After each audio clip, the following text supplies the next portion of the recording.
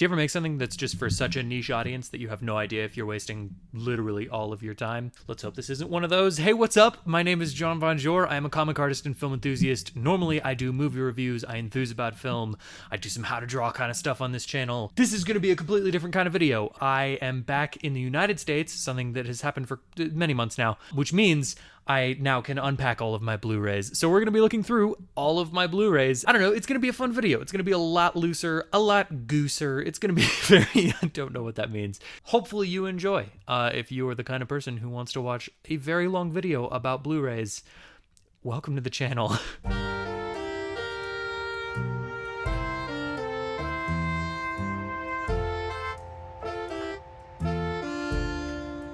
Okay, so I've done something fun here. I have 2 full tubs of Blu-Rays. We will be going through all of them. It will take forever. That's just gonna be part of this. I don't know how much I'm gonna edit this. This is all kind of, honestly, we're just kind of hanging out. This is gonna be a pretty loose video. But the thing that I've done is I've gone through and I have completely rearranged, well, not completely, but very much rearranged a lot of my movies. I don't know what order these are in, so we're just gonna be pulling them at random, talking about them, moving them to the side, and then I'll show you them all on the shelf at the end. The first thing, I have this kind of set up over here because I'm so proud of it. The Scream Factory Friday the 13th collection is probably the coolest thing I own. But yeah, it's got 1 through the remake, including Freddy vs. Jason. So it's got so many of the Friday the 13th movies. 1, 2, 3, 4, 5, 6, 7, 8. 10, 11, 12. Yeah, all 12 of the Friday the 13th movies, which is a thing that I am actively upset about pretty much every day. Where is the 13th Friday the 13th? It seems like a pretty obvious thing. I know there's rights issues. That's not really what this is about. But yeah, this is one of the coolest things I own. There's also a special features collection bonus material, which I think is really cool. Also just like, okay, from a design perspective, because that is part of physical media, is just like the design of the box, the design of the art, all of that matters. Look at this freaking thing. Like, it's got, I don't know how much of this you can see, but it's got wraparound art that is just 100% sweet. That's on the top. All the information's on the bottom. And then like each individual one, look at this. This is insane. Each individual one has a little back piece, and then the front cover is the poster for the movie, and they're in these like shiny clear cases. It's just, I love this thing so much. So I don't know. I'm a huge Friday the 13th fan, and I could not help. I think I bought this with a tax return one year, which is probably not the wisest investment. But I will say, every time I look at it, it makes me happy, and it makes my heart feel good. So maybe it was a good call. I think I should hold this. It feels weird not holding it. First and foremost, second and aftermost, the Alien Anthology. Look, here's the thing. Okay, so I have this thing with physical media. I love Blu-Rays. I love physical media. I appreciate when things look like this the way that they do. The thing that frustrates me is when you get a collection of a movie or of a franchise, and then more of those things come out, and then the collection doesn't have the newest one. I've got Saw in here somewhere, and it's the same exact problem. That's frustrating, but it's so shiny. Look at how shiny this is. It's the Alien Anthology. I believe it's 1 through 4. Yeah, Alien, Aliens, Alien 3, and Resurrection. All wonderful films, some wonderful films, but it is cool. Like, I enjoy the art. I think it's a cool thing, and Alien is just such a good franchise that it's hard to beat. Okay, randomly, next up we have Hail Caesar, a movie by the Coen brothers. Yeah, Joel and Ethan Coen.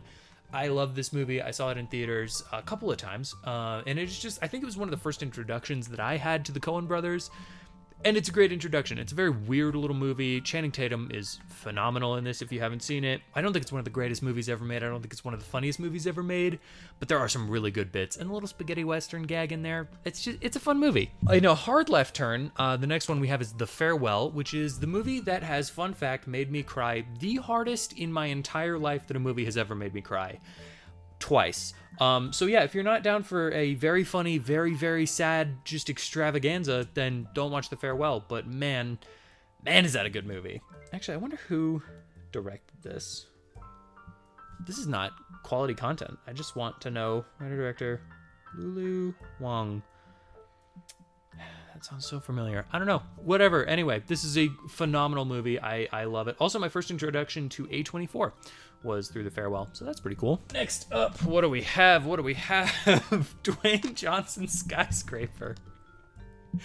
Not only is the question, what do we have? The question is, Why do we have it? I saw this in my Movie Pass days. Do you guys remember? Okay, I had a Movie Pass. I don't know who else had a Movie Pass, but it was this thing. Technically, it's still alive, but at the time, it was this thing that was advertising you could see as many movies as you want once a day for like $12 a month. And it was crazy, and it never made any sense to me. Turns out it never made any sense to anybody. That was kind of the whole thing. It ended up being this huge scam, but I enjoyed my time while I had it. My sister got the Movie Pass for me for Christmas, and so I got many months of Movie Pass, mostly successful and some unsuccessful. I remember trying to see Fallout on Movie Pass, and that was right when it was dying. So Mission Impossible Fallout was the first time that I realized that maybe Movie Pass would not be a thing for the future. And turns out, yeah, it definitely was not. Point being, Skyscraper is a movie that I saw with my Movie Pass, and I don't know how I feel about this movie actually anymore. I'd be interested to rewatch it. At the time, it was hilarious. It made me laugh. It was stupid. It's a stupid movie. I don't know now, because I've kind of turned a corner on The Rock where I don't like The Rock very much. So I don't know if this fits into his new kind of section of movies where it's like he's not even trying anymore, or if he really is like committing to the bit in this. I straight up don't remember. Next up, we have Clint Eastwood's The Outlaw Josie Wales. That is a DVD that I got from Second and Charles. I watched this movie for a film class, and my wife Darcy has been recently wanting to try to get into Westerns. I think The Outlaw Josie Wales is one of the greatest Westerns of all time, so we found a DVD, and at some point we'll watch that. $4.50. Thank you, Second and Charles. I'm going to put that up here so we don't forget to watch that. Next up, Scooby-Doo Goes Hollywood, also on DVD. Did not know that I owned this. Do not know what this is. Obviously, I know what Scooby-Doo is. I don't know what this particular one is. I'd be interested to find out, actually. What is Scooby-Doo Goes Hollywood? Scene index. The name to remember, How Scooby Won the West, Levon and Scooby, Scooby Days, Dog About Town, Memories, Super Scooby, The Sound of Scooby, Scooby and Sherry, Scooby's Angels and Fans, and end credits. I don't know what the hell this is. I'm also going to put that in this pile because, I guess I have to watch that now. Next up, Star Wars, Return of the Jedi. I mean, Star Wars. Like, it's hard to beat. I don't have a lot to say about Star Wars. I think everything that there is to say about Star Wars has already been said. The original trilogy is great. Some of the later ones are also great. Most of the later ones, not so great. And now they're just making a lot of stuff. Although Andor is a return to form. Again, all of this has been said about Star Wars. I don't have anything interesting to say. Next, Stuber is also a movie that I don't know if I still like. I liked it at the time. I like Kumail Nanjiani and I like Dave Bautista. I don't remember literally anything about this movie. So other than Dave Bautista has little glasses in it, which I think is fun. I like a big man with little glasses. I aspire to be a big man with little glasses. After that, Violent Night with David Harbour. I love David Harbour so much. This is such a fun movie. It is a Christmas classic, in my opinion, a new Christmas classic. It is a yearly watch for me. Also, I don't know, this is as close to another David Harbour Hellboy as we're gonna get, so I'll take what I can get. I think they're making a sequel. I hope they make a sequel. I like that movie a lot. Mission Impossible Rogue Nation. Recently rewatched this in preparation for Mission Impossible The Final Reckoning. I forgot how great this movie is. It's really, really fun. It's just an absolute blast. It has one of the greatest motorcycle chases of all time. This is the first or maybe second Chris McQuarrie Mission Impossible movie. I think it's the second Christopher McQuarrie Mission Impossible movie, or at least the second one he's really involved in. No, maybe it's the first. That's not important. The point being, it's kind of the start of the latter half of the franchise, and I forgot how much fun this is. It's a solid follow-up to 4, introducing some new ideas, getting the team together.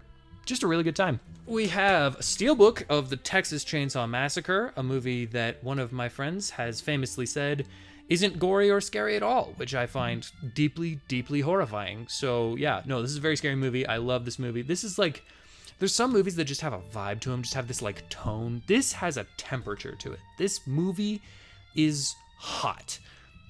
And not in the way that it sounds like it is. It's hot in the Texas way. I don't know, Texas is sexy. This is a great movie. This is also just a really cool steelbook. I love, it's making a sound. I love that, it's got the map of Texas on there, which is pretty cool. And then on the back, that house overlaid on top of the chainsaw is just sweet. I don't know. I'm a sucker for a good design. Even if it's not my favorite movie of all time, just a solid design, that'll get me. Krampus, another Christmas classic, great Christmas horror movie, really fun Christmas horror movie. So it's not, sometimes you get Christmas horror that's a little too mean-spirited for my taste. This is just mean-spirited enough. Done by the same guy who did Trick or Treat, if you don't already know that. If you haven't seen this movie and you're a reasonable horror fan, you should definitely check it out. It's one of my favorite movies from certainly around Christmas time, but also just in general. I love that movie. We have X, Ty West's X, the first in the X trilogy. It's great. I mean, it's just like, it's kind of gross in a series of ways, but it's just a really well-made film. We watched these again, Darcy and I. Just kind of, I don't know, I just really liked them, so I thought she might like Pearl, so we watched X. She loved it. We watched Pearl. She also loved that. I still haven't seen Maxine. I really need to. I almost bought it. I almost bought it on Blu-ray at the Walmart. Then I didn't, and I went back to go get it later, and it was gone. So that's crushing. I'll never recover from that. After that, Jurassic World. I've made a video on my thoughts on the new Jurassic World movies. I think this one's okay. I think it's all right. It's the first in the Jurassic World trilogy, and at least it's trying. At least it's trying to do something. Second one's also trying to do something. Third one, I don't have, and that's kind of strange because I have every other Jurassic Park movie. Sometime I'll get it, but not right now. After that, The Witch, or The Vavitch, if you want to be particular about it. Yeah, I don't know. It's just, I haven't seen this one in a long time, but I remember really liking it. I like these slow burn. This is David Eggers, I think, right? David Eggers. Who's David Eggers? Robert Eggers, who also did The Northman and The Nosferatu very recently. Just a great movie. The guy knows what he's doing, and this is a perfect example of that. We have Lights Out, a horror movie that I watched a long time ago. So, okay, fun story about John. When I was first getting into horror, there's something in my cup. When I was first getting into horror, I did some Sailing of the High Seas. I didn't know it was bad at the time. I was a child, basically. But I was really sick, and I didn't have access to any of these movies, so I watched the first Insidious movie, and it really unlocked something in my brain. And I watched as many PG-13 horror movies as I could possibly get my hands on. This was, I think, one of them. I think this is PG-13. I don't actually remember if that's true. Yeah, it's PG-13. This is one of them. Scared the crap out of me, and I don't know. I really enjoyed this movie at the time. I have a special place in my heart for this movie and the Insidious films. Literally just because of that. I just have a fond memory of sitting there in the dark while I was extremely sick, having a fever dream, watching all those movies. It's kind of fun. Oh, also kind of a horror movie. 8th Grade, directed by Bo Burnham. There's a discomfort to this movie overall, but I also really respect what was done. I think it's a very, very, very well-made film. Really funny, kind of sad, very heartfelt, just a solid coming-of-age movie. I really enjoyed it. Again, a movie I haven't seen in so long, I don't remember if I like it anymore. A movie I know I love, The Amazing Spider-Man. This is childhood for me. Mark Webb just knocked it out of the park with this movie. A movie that does not get enough respect, doesn't get the appreciation that it deserves. I also think, until very recently, until No Way Home, Andrew Garfield did not get the respect that he deserves. Probably still doesn't. He's the best Spider-Man. I will fight literally anybody on this. This movie specifically is just phenomenal. It's a great origin story. The villain is awesome. My only qualm with this movie, literally my biggest and only problem, is that the lizard's face is stupid, and it always will be. Just give him a lizard face. It's insane. It's ridiculous. Ironically, after that, we have Spider-Man 3, Tobey Maguire's third Spider-Man. This is kind of fun doing these out of order. Sometimes they just connect like that. This is a pretty good movie. Honestly, people give this one too much shit. It's a pretty fun movie. Spider-Man 3 is pretty good. The Venom stuff isn't great. The Sandman stuff is great. You know, it's a mixed bag, but it's a fun movie. Whoa, okay, these must have been in some kind of order. Spider-Man 2... This is just a phenomenal movie. Everybody knows that this is a phenomenal movie. This is not a surprise. I don't like the cover though. I will say that. This looks kind of dumb. It feels like it needs a slipcover. I'm a huge proponent for slipcovers. Proponent? I'm a very big fan of slipcovers. I'm huge on them, and it's a shame that this one doesn't have any. I wish there was a place that you could just like get slipcovers. I'm sure you could like on eBay or something like that, but I wish you could just like special order slipcovers that would just really round out my collection quite well, but that's okay. That's my own dark proclivity, and I can deal with that on my own. When Harry Met Sally is the next movie, not a Spider-Man movie, although it's in New York. It's kind of a Spider-Man movie in its own little way. I like this. It's classic rom-com, hard to beat. Last Night in Soho, just a wonderful time. There's a lot of people that don't like this one. Edgar Wright, I think, he's just one of the greatest directors that we've gotten. Anya Taylor-Joy, Thomasin McKenzie, both really good. Yeah, I absolutely am reading these names off because I forget who's in all of these. I've only seen this one once. I watched it in theaters, and I have not seen it since, so maybe I don't agree with myself, but I do remember really liking it. I don't know. I remember it being very flashy, and I like a good flashy movie. Tintin, a movie that I have not seen in a very long time. It looks a little scary when I'm looking at it now, and I don't know if I want to watch this again.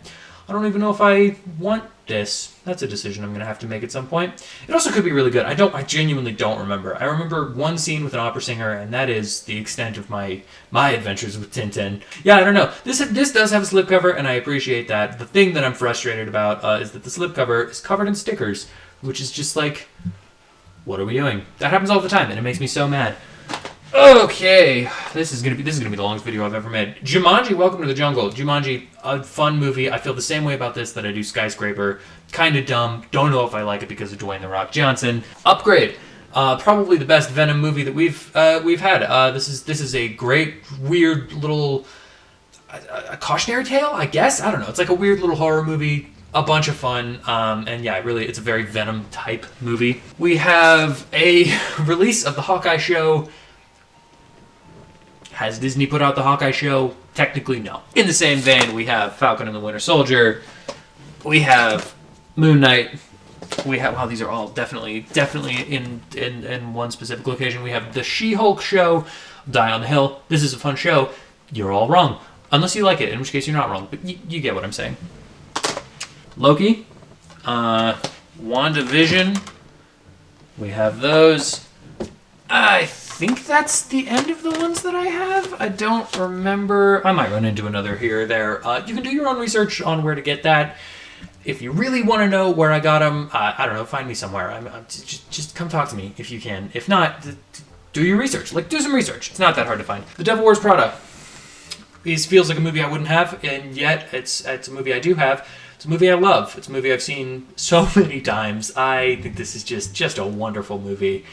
Yeah, I mean, I don't even know that I have anything particularly fun to say about it, other than just like, if you want to pop on just a movie to drink some red wine to, this is a powerful film. Here we go. Hatchet. Yeah, Hatchet is great. Okay, so I try to flesh out my collection as much as I can, because if I just got the movies that make me most excited to own, I would have so many horror movies and so many superhero movies and pretty much nothing else. So I really try to diversify my portfolio a little bit. Hatchet is not an example of that. It just is like, it's something I'm noticing as I'm going through these. The Devil Wears Prada, When Harry Met Sally, those kinds of things.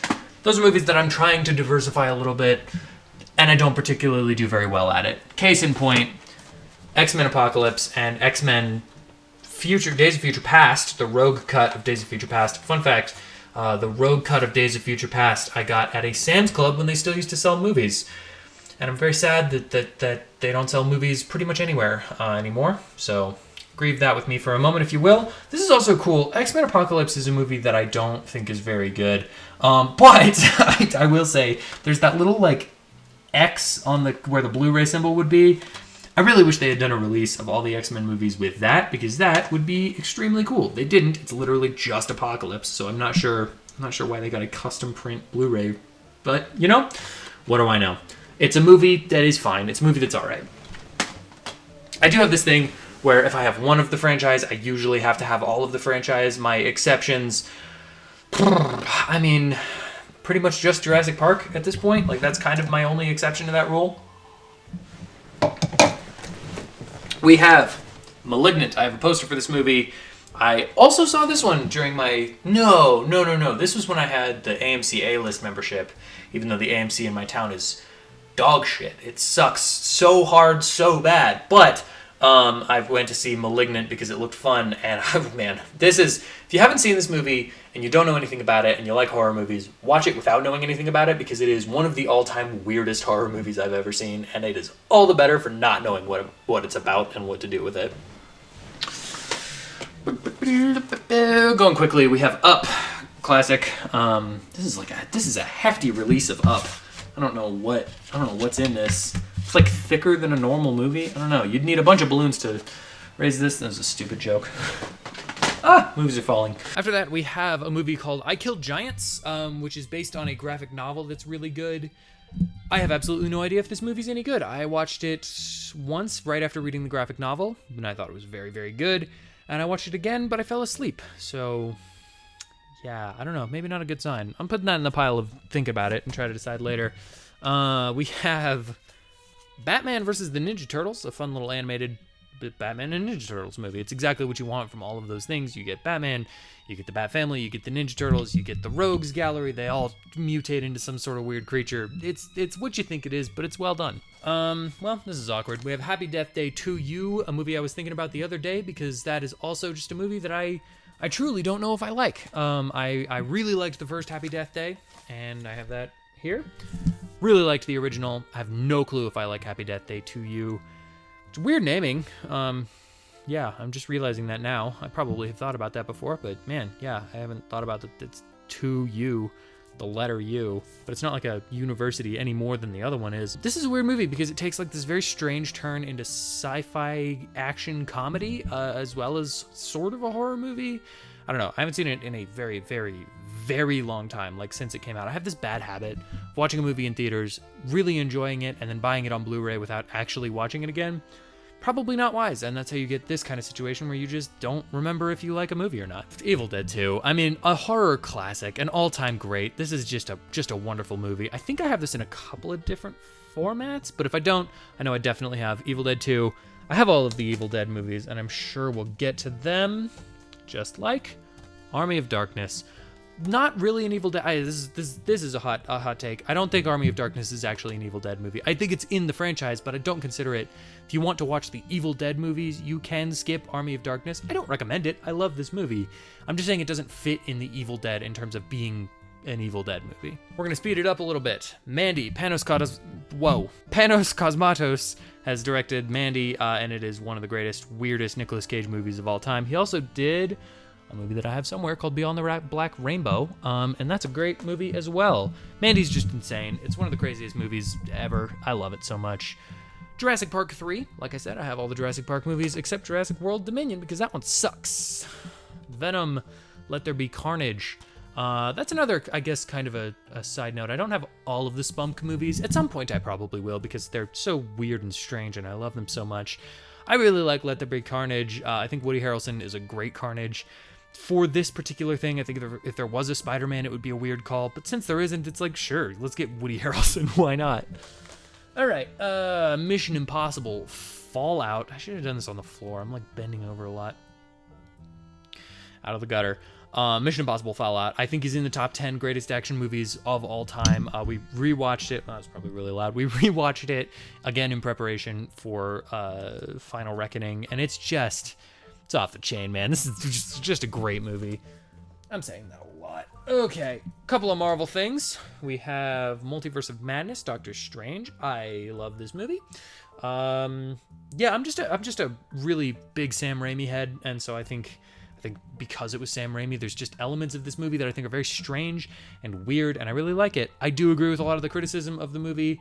And yes, there should have been more multiversing and more madness in a movie called Multiverse of Madness. Still a really fun movie, solid follow-up to Doctor Strange. I just think they set the expectation too high by calling it that. Then we have The Eternals, a movie that I fluctuate pretty strongly on. Sometimes I think it's really good. Sometimes I think it's pretty okay. Just depends on the watch. I think it's solid, and I think the idea was good, but it doesn't always deliver. On the other end of the spectrum, Shang-Chi and the Legend of the Ten Rings. I think this is just a wonderful Marvel movie. I think it is among my favorite original movies of the Marvel movies. I think it's just a really fresh take on the MCU, something that feels particularly fun and unique. The action is well done. I'm excited to see what that team kind of does with Spider-Man, because they're directing Brand New Day. So yeah, I don't know, it'll be fun. Oh boy, here we go. It's couldn't be a harder left turn to Schindler's List, one of the most impressive films ever made. Steven Spielberg, no surprise, he does some really amazing work. I also have only seen this movie once because it's extremely hard to watch. But yeah, no, this is a really cool 25th anniversary edition. Really cool release. this is a slipcover. If you ever seen a slipcover, that's just gorgeous. This is The End. This is a movie that I truly don't know if it's good. I'm sure I've seen this. I don't remember much other than one scene with a demon. The Raid and the Raid 2, the Raid Collection. I like when they do these little 2 box set things. I think that's fun. Yeah, The Raid is also in my top 10 greatest action movies of all time because it's just phenomenal. Like, it's just such a brilliantly directed film. The Raid Redemption? Yeah, Redemption, the second Raid, is also quite good. Not as good as the original. No, the Raid Redemption and the Raid 2. That's strange. Anyway, the Raid 2, not as good, but also very good. It has my favorite, like, action star guy, Iko Uwais. Maybe not how you pronounce that. I think it is. Anyway, he is just exceptional, and he has this cool, like, very specific fighting style that I think is very cool in these. John Wick Chapter 4. Oh, what a cool release, cool slipcover. I just love that design. Great movie. Also in the top 10 action movies of all time. That is interesting. Yeah, John Wick Chapter 4. I feel like the John Wick movies mostly get better with each one. 3 is kind of this weird thing that has to develop the franchise quite a bit, but I think 1 and then 2 is just spectacular. 3 is slightly worse than 2, but better than 1, and then 4 is easily the best of them. Very excited for Ballerina. Not expecting it to be John Wick 4. Ferris Bueller's Day Off. Classic. Fill out the collection a little bit. We have Her. This was when I was in my full pretension phase. I don't know that I've ever left that completely, but yeah, this is a very pretentious, very emotional, very solid film. Just really love Her. La La Land, a movie that I have had many debates about with a lot of people. I think this is a spectacular film. I think it's so well done. Yeah, I mean, like most people do.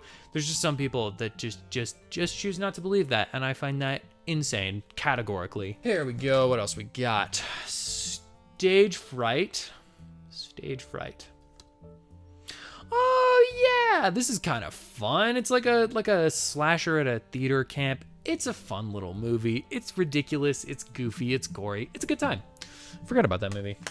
Thought I owned that. My favorite movie of all time, Jurassic Park. My number one favorite movie ever made. Steven Spielberg also just, he's...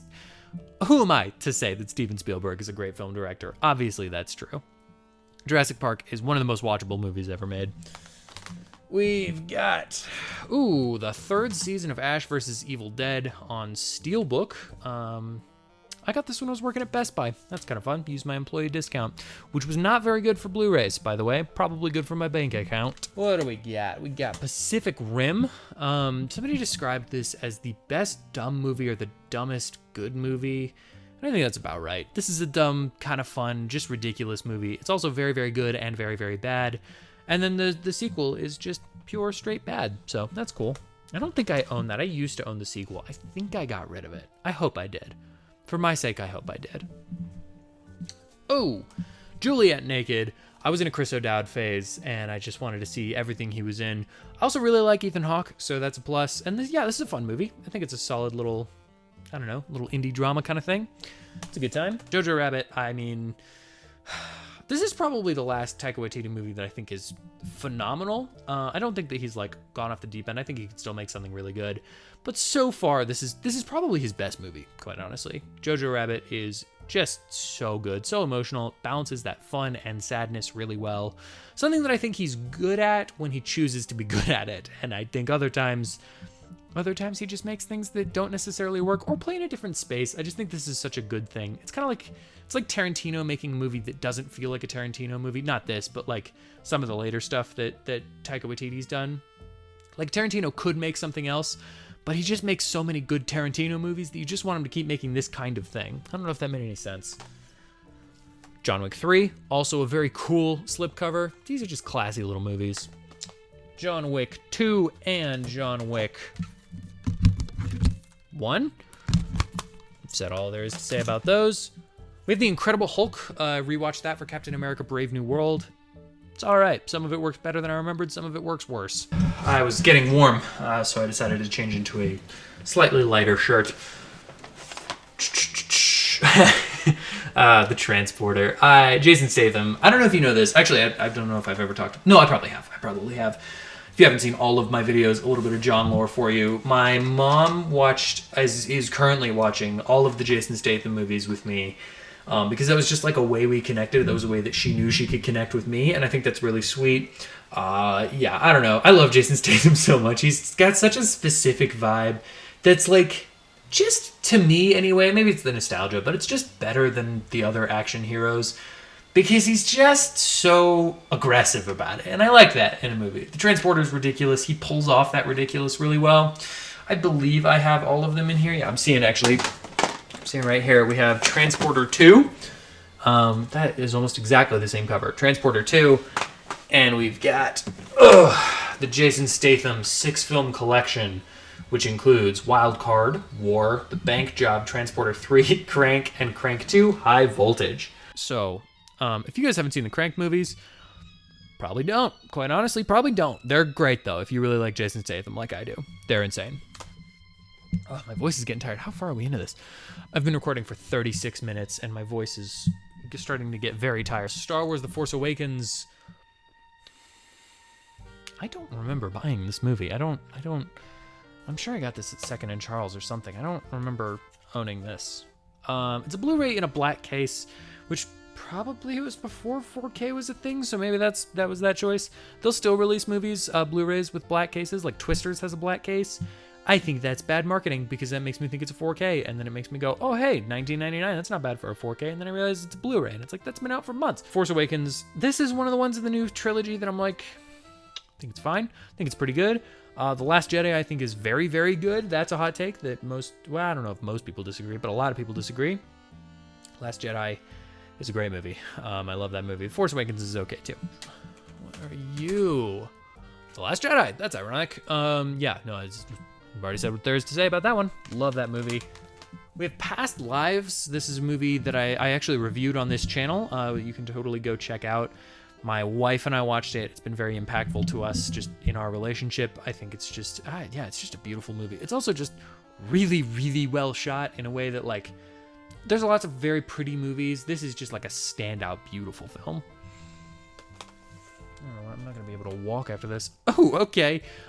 We have Eyes Without a Face, which is it's a Criterion Collection release, and it's this French horror movie about a guy and his wife. His wife is getting like a new face. Anyway, the point being, this is a movie that a friend recommended to me in high school, and she said it was just like one of the greatest movies ever made, and I was like, that seems insane. That can't possibly be true. Then I watched it on a whim, and you know what? It's pretty damn good. So, Lillian, if you happen to be watching these, you are absolutely not, but if you happen to be watching these, you were right about Eyes Without a Face. So, congrats, I guess. I hope you're doing well. The Empire Strikes Back, Star Wars. I think that's A New Hope. Yep, A New Hope, Star Wars. These releases are okay. They're not great. They look fine. They're homogenous, and that's fine. We have the J.J. Abrams, that probably hit the camera. We have the J.J. Abrams Star Trek. This is the first one. It's kind of interesting to have that cover where there is no title on there. I like that. This is the 3-disc digital copy special edition. Do you guys remember when digital copies were on their own disc and you had to download them to a computer? Crazy times. Okay. We have 3 of my favorite movies, easily of all time. The Before trilogy by Richard Linklater. This is kind of a sad story. I got this in the waning days of a very, very close relationship. I bought this at not Second & Charles, at a Barnes & Noble. Sort of as an act of rebellion because we were trying to budget together, and that was not healthy, and I can acknowledge that. But I really did want them because I had heard they were good. I watched Before Sunrise. I watched Before Sunrise the day before we broke up, which was rough and not the time to do that. But I watched Before Sunset the day before we decided we couldn't talk to each other anymore because it was too hard. And I watched Before Midnight, I think the day before I met my now wife, Darcy. So that's, I don't know, kind of a weird thing. There's a running through line in my life, and maybe it's just because I watch so many movies, but there's a running through line in my life where, like, films will kind of line up to what's going on in my life. Guardians of the Galaxy 3, just one of the examples, happened to come out like I think the week before we left for Thailand, which at the time we kind of thought was like gonna be us leaving the US for the rest of our lives, or conceivably a long portion of our lives. And yeah, Guardians of the Galaxy 3 is kind of this movie about like families splitting apart and going on new adventures, and it's a good thing, but it hurts. So that's kind of fun. Also coming up, Ballerina. I watched John Wick 4 as part of my bachelor party. My friends set up like a screening or bought some tickets to a screening of John Wick 4, and then we went and drank a bunch of alcohol and played the Nintendo Switch for so many hours. It was an absolute blast. But we some of that gang is getting back together. Those actually the other two guys that I do the Motion Picture Retribution Power Hour with. That's my podcast, MPRPH. It's on Spotify and all that if you want to listen to it. Lincoln and Preston and I are going to be getting together the week that Ballerina happens to be coming out, so we'll be going to see that. Through line being, my life has been weirdly surrounded by topical film, so I think that's just a very cool thing. Cool in that case, maybe not being so true, but sad. Oh, The Aviator. This is a movie that Darcy introduced me to, and yeah, it's just very, very good. Leonardo DiCaprio, not surprising anyone, is a very good actor, turns out. We have Keanu Reeves' Speed, just a great movie. Love Keanu Reeves. He's a win no matter what. Black Panther, very good up until the disgusting CGI in the third act. Black Widow, very good up until the disgusting CGI in the third act. Oh yeah, John Carpenter's Halloween. Okay, so this is the original Halloween. It's the 35th anniversary edition. This is a movie that I bought off eBay and watched because I had heard that the Halloween movies were very good. I've talked about this a lot, my experience with Halloween. I hated it the first time I saw it. I didn't like it the second, third, and fourth time I saw it, but I just kept having to rewatch it. And then at some point, it all clicked in. And now it's one of my favorite horror franchises of all time. I have most to all of them. I still need to get Halloween Ends. That is not an active choice like the Jurassic World. It's just kind of how it's worked out. We have Fat Man with Mel Gibson, kind of the sad step cousin to Violent Night. Also like a weird revenge violent Santa. It's kind of fun. Walton Goggins is in this movie, and he plays this hitman that's trying to kill Santa, and he does a very good job. I really like his character. Mel Gibson is a complicated man with a complicated past, and I don't really have time to get into it. Godzilla, King of the Monsters, also directed by the same guy who made Trick or Treat and Krampus. Can't think of his name now. Michael Dougherty. There we go. That's worth mentioning. Michael Dougherty. Yeah, it's a very fun movie. This is like. I don't know. I have mixed feelings about the new Godzilla movies because this especially is one that tries to make it about people in ways that I just don't think it needs to be. I think that it's just like not, if you're not going to care about the characters, then don't put them in there. This is not a movie that heeds that advice. But I don't think Michael Dougherty's fault. It's still a very fun movie, and the action, the Godzilla parts of the movie, just wonderful. What's next? Hell yeah. Everything Everywhere All at Once. Saw that movie a bunch of times in theaters. Took my dad to see it. Do not think he liked it. Jaws, an all-time classic. Also Spielberg. Yeah, I don't know. Like some of these things, it's hard to talk about, like Jaws, because there's hours and hours and hours of videos and podcasts and reviews and dissections. And I'm just looking at the Blu-ray going, ain't that a hell of a poster? And it is, but also just like, it's Jaws. Like, you know what Jaws is. Jaws is wonderful. Oh, Ready or Not is getting a sequel. I don't remember. I saw this in theaters. I don't remember whenever it came out, I assume. Yeah, this is a great movie. Also by the people who did, or they would go on to do Abigail, so that's a good time. Now seeing the multi-screen edition. Is this a Disney release? That looks like a Disney. That looks like the same. Looks like the same thing. Yeah, it looks like the same thing. It is on like Black Panther. That multi-screen. That's strange. 20th Century Fox. Oh, that must have been after the buyout. Oh, that makes sense. Yeah, here we go. Evil Dead Rise. Then we have Evil Dead 2013. Ash vs. Evil Dead Seasons 1 and 2. No. 2 and 3. 2 and 3. I got Season 1 in here somewhere.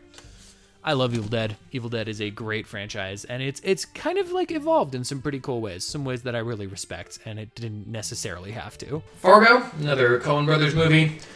Love the Coen Brothers. Everybody knows about Fargo. Some of these there's no point in talking about. Room 237 is something that's worth talking about. So that is a documentary about people's misinterpretations of The Shining and the way that they thought it might have proved the moon landing is fake. There's people that think it's some sort of haunted thing. It's a movie about people obsessed with The Shining, and I really enjoyed it. I saw this in a local indie theater when it came out, and immediately bought it on DVD when it came out on physical release. Quick note, just for generally, because I don't really want to talk about Jeepers Creepers for a lot of reasons, mostly all the crimes. Quick note on physical media.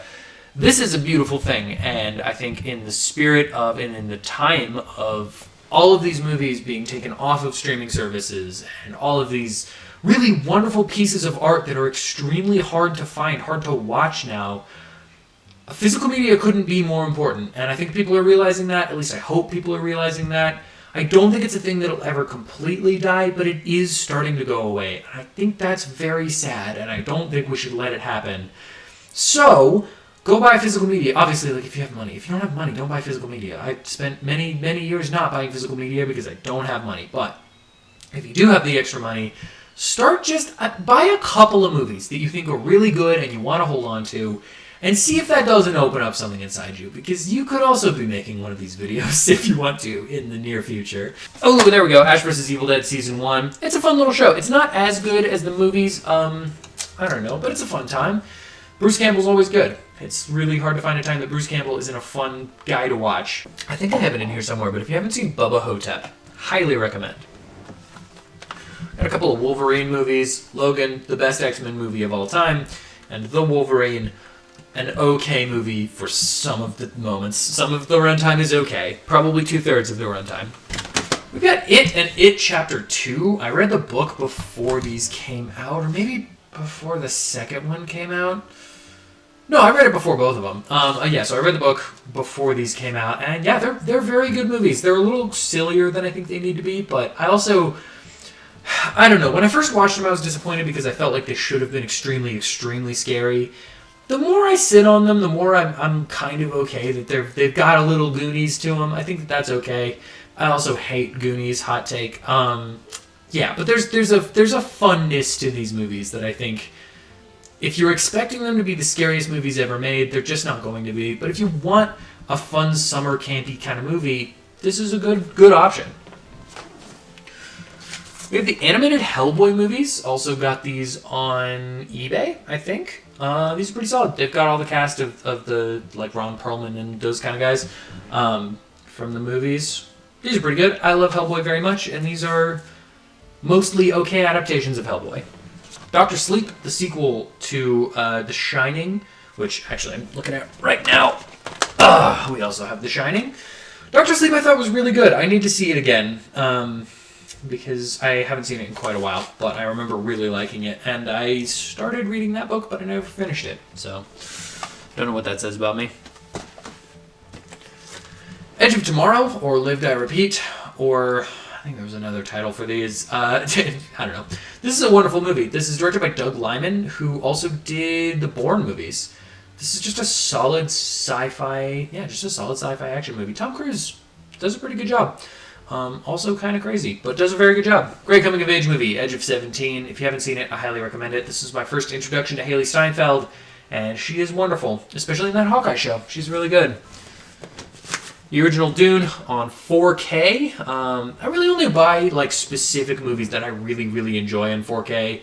And also, I thought I was going to buy all the Marvel movies on 4K, but then I decided not to, so I have some of those and not all of them. I'll probably buy some of them and not all of them. Thunderbolts will absolutely be a 4K purchase, but Captain America, which is here somewhere, maybe in the other room, but Captain America, Brave New World was a movie that I'm good to have that on Blu-ray. Don't need it on 4K.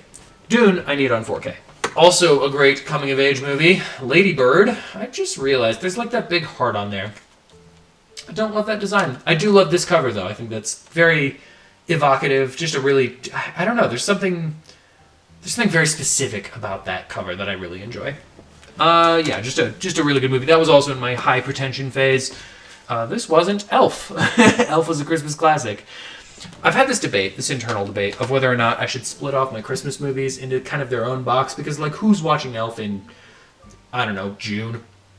Probably somebody, but it's not me, so maybe I will. You know what? I'm making that call right now.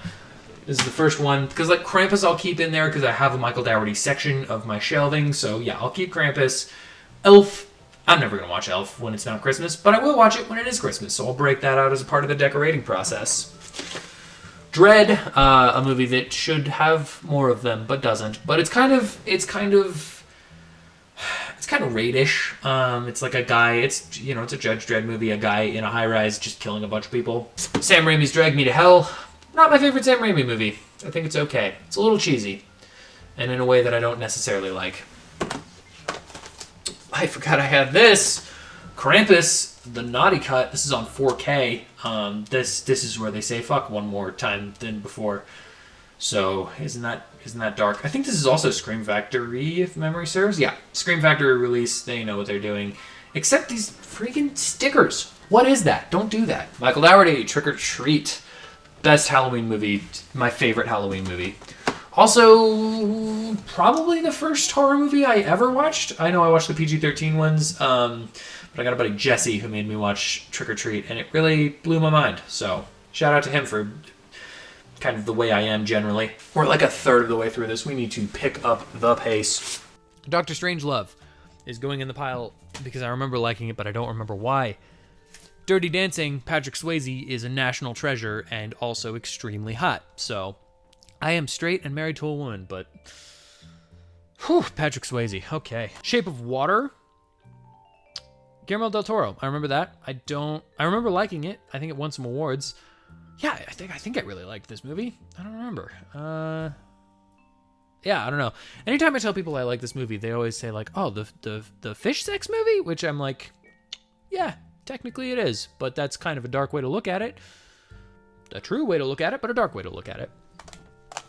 We have another Guillermo del Toro, Crimson Peak, a movie that I watched with my sister, which was a weird call in retrospect, but we didn't know what was coming. Oh yeah, Death of Stalin. Also saw this at the Lyric Cinema, which is just that local kind of independent movie theater. Death of Stalin is a great movie. This is a British release?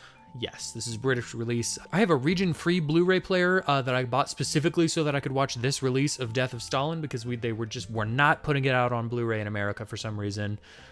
This is a hilarious movie. I highly recommend checking it out if you haven't seen it. Very, very, very underrated. Deep Blue Sea, a strange shark movie.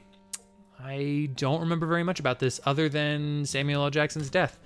Spoilers, I guess, for Deep Blue Sea, sorry. Dead Snow 1 and 2, movies that I bought for a snow day that I knew was upcoming, and they don't disappoint. Those are some weird, great little Nazi zombie, very snowy films. Lots of fun. James Gunn's The Suicide Squad, the first thing that made me realize that I would absolutely trust the man with my life to make a good movie, which is why I'm excited about Superman. He also does a great job, obviously, with the Guardians movies, but The Suicide Squad was the first one that made me be like, okay, it's not just like the Marvel magic, you can take a dying franchise and make it truly something special. The Social Network, this is a very fun release because it's like mostly matte black, which I think is really cool. It stands out kind of on the shelf. All right, we got to pick up the pace here because we have so many more of these movies to get through. Street Trash is one of the weirdest horror movies ever made. All I remember is that there's some kind of wine, some kind of horrible toilet wine that makes everybody melt. The visual effects are awesome. They're very practical. It's a very like 80s, 90s. I can't remember. Some kind of horror movie. 70s, 80s, 90s, somewhere in there. I could probably tell you. 1987. Great movie. Really weird movie. Actually, not a great movie, but very fun. Then we have... Ooh, these are all collected. Ugh. All right. It's going to be a DC marathon. We've got Joker, Birds of Prey, Aquaman, Shazam, Justice League, the Zack Snyder Justice League, 4 hours of Justice League, which is pretty good. Honestly, pretty good. Wonder Woman, Batman v Superman, not pretty good. And Man of Steel, pretty good. Very excited about Superman coming up because it looks great. This is so many movies. I've moved the pile over, so now I'm making a new pile. All right, here we go. Megamind. This is a wonderful animated movie with a terrible animated series. Bad Boys. Did not remember that I have this. We have Mary Poppins Returns, a movie that I think is fine. I think it's fine at best. Bad Boys 2. Also didn't know I had that. So that's exciting. Ms. Marvel, the show. What do we got? The Graduate, a movie that I don't know if I like anymore. Also in my pretension era, this is a classic for a lot of people, and I think I like it, but also it's kind of a weird premise. So I don't know that I like it, but it does feel like one of those that you kind of have to have. There's one song, can't remember what song it is, but there's a song that is played about 100 times in this movie, and it's probably the worst thing about the film. The Strangers, Pray at Night. A pretty middling to okay sequel to a pretty great movie. The Child's Play remake, a movie that I saw in theaters and really liked. I also got into a minor conflict with the theater worker because he randomly walked in and started swinging his keys around and making a bunch of sound in the movie. So I walked out and told him not to be a dick, which, granted, probably not the most mature choice I could have made, but it's the one I did make, and here we are. The Child's Play movie is pretty okay. Big Trouble in Little China is a John Carpenter movie that I've watched a couple of times and never quite gotten, but I know that I'm close. I know that I'm close to liking these movies, or this movie. John Carpenter is a director, I told you about Halloween before. He's a director that most of his movies I have to watch a few times before I really like them, and then eventually I really, really like them. Which is why we get to, you know what, I was just thinking about this. I was wondering if I had Escape from LA. I'm going to hold on to that, put this in the other pile, because I've never seen it, but I just recently watched Escape from New York, and I absolutely loved it this time, finally, because I knew it would happen. Oh man, Kurt Russell is just so wonderful as Snake Plissken, which makes me excited to watch Escape from LA, even though I know that people generally don't like it as much. Cabin in the Woods is a great horror movie for people who don't like horror movies and people who do like horror movies. I think it's fun enough to be entertaining for the people that don't already like them, and gory enough to be entertaining for the people that do. Color Out of Space, Nicolas Cage, weird, like, body horror, sci-fi, galactic horror movie. Super fun. I love Nicolas Cage's career because it's like, I know that his whole thing is like, what won't he do? I like that he'll just do whatever. Like, he'll be in, you know, Face Off, or he'll be in National Treasure, and he'll also be in like an Amazon Prime Spider-Man noir series. We don't have a lot of people in this world that'll just do pretty much whatever, and I like that he does. The Thing, a John Carpenter movie that I saw also at the Lyric. Man, I'm really supporting the Lyric today. Also at that local theater, and it is just, it was like a screening for fans. I had never seen it before. Best experience maybe ever at a movie theater, because it was just, everybody was just loving the movie. This is a really great horror movie. There's a reason it's a classic, and if you haven't seen it, I highly recommend it. What do we have here? They Live is a movie, also another John Carpenter, I'm fairly sure. Yeah, John Carpenter movie that I need to watch again, because I liked it, I didn't love it, and I probably will next time. What do we got? Halloween, The Curse of Michael Myers. This is Halloween, 7? That's a guess. I'm not entirely sure if that's true. One of the bad ones, and that's okay. You know what? That's all right. The 2016, 2018, whatever that is, Halloween movie. I like these. I like that trilogy. I'll go on that. I'll die on that hill. I think they're fun. I don't think they're like as good as the original Halloween movies, but I think they are a lot of fun, and I think that they're definitely worth watching. Halloween 2, the John Carpenter sequel that he didn't want to make, and it's, in a way it shows, but also in another way, there's just like a hatred for this movie by its own creators that I think makes it kind of fun. I've made a whole series of Halloween videos that you can go watch right now. Well, not right now, finish this video. This is fun, this pace feels better. Bullet Train is my wife's favorite movie, and I love that so much for a number of reasons. A, it's just a very fun movie. B, she's seen this movie so many times, and it's a great travel movie, so we watch it just kind of all the time, whenever we're traveling anywhere. Brawl in Cell Block 99 is a movie that I truly don't remember, almost at all. The only thing I remember about this movie is that Vince Vaughn has a giant cross tattooed on the back of his head, and sometimes I kind of think I could pull that off. Bone Tomahawk, I believe the same director?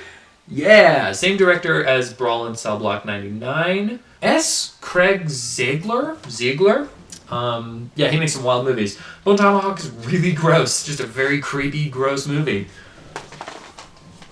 Booksmart is a hilarious movie. It's kind of along the lines of, like...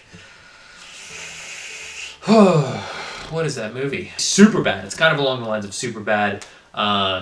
Just very, very fun. Bloodfest is a movie that I think is pretty entertaining. I don't think it's great. It's very low budget, and part of it doesn't work. part of it does. I think the idea is good. I have this obsession with movies that are set in like this horror-based theme park, so Hellfest, Bloodfest, those kinds of things. Can never get enough of. This one's a little cheesy, but it is kind of fun. Blade Runner and Blade Runner 2049. That was a crazy way to hold those. Blade Runner and Blade Runner 2049. Two of the most impressive sci-fi movies.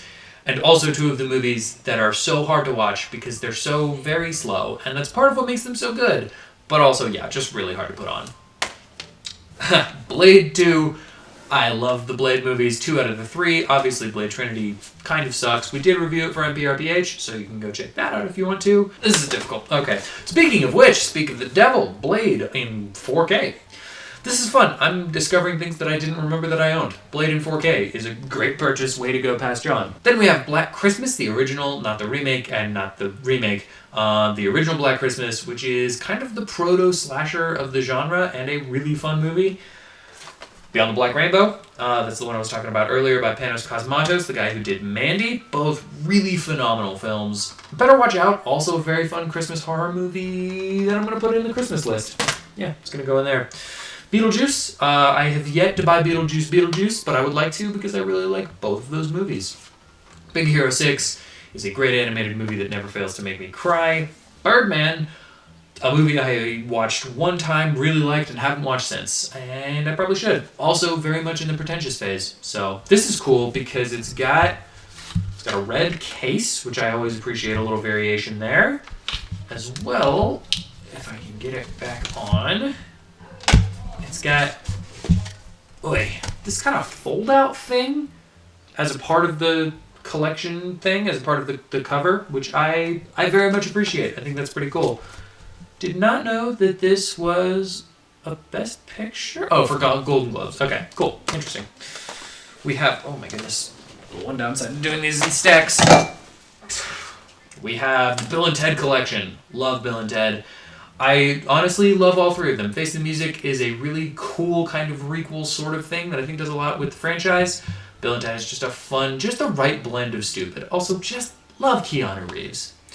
3 hours of beautiful Batman glory, The Batman. Cannot wait for The Batman 2, if that ever comes out ever. The Penguin is also a great show that I just found out they released on physical media, which is pretty cool. But The Batman is just a brilliant movie. This section must not have gotten mixed up too much because we are starting with The Dark Knight Rises. This has got a cool kind of lenticular, there we go, lenticular slipcover, which is kind of neat. Gets a little bit of 3D action. I like when movies do something special with it. You know, there's a classiness that probably is more expensive, but definitely worth it. And we have The Dark Knight, and Lego Batman, and The Batman Begins. The Batman Begins. Batman Begins! All great movies. I like Batman a lot. Batman Begins was one of my first superhero movies, which is pretty fun. Killer Clowns from Outer Space, a cult classic that's getting maybe another movie coming out soonish, which is pretty cool. I know at one point Sci-Fi Channel was going to have a movie, and now I think it's like an actual movie that Ryan Gosling might be producing, which is pretty cool. It'd be fun if he played one of the clowns. We have Victor Crowley, which is one of the Hatchet sequels. I think it's like Hatchet 4. Adam Green, kind of hit or miss for me as far as the direction goes, but I love the Hatchet movies, and Victor Crowley is no exception. There's a fun whole sequence set on a plane. You don't get that very often. Midsommar, Ari Aster's second kind of horrible nightmare movie. Really good. This is another movie that I should probably watch again because I watched it once in theaters, eventually bought it, have not seen it since. Then we are rocking Iron Man 2, not the best MCU movie, certainly not the worst. Another copy of Miss Marvel, huh? Another copy of Miss Marvel. I think the one that I got, the one that I showed earlier, might not be a successful, playable copy of Miss Marvel, but this one is. One of them is. I think it's this one that is. Again, do your own research. Venom, Let There Be Carnage again? Did I put these back? What just happened? Ghostbusters 1 and 2.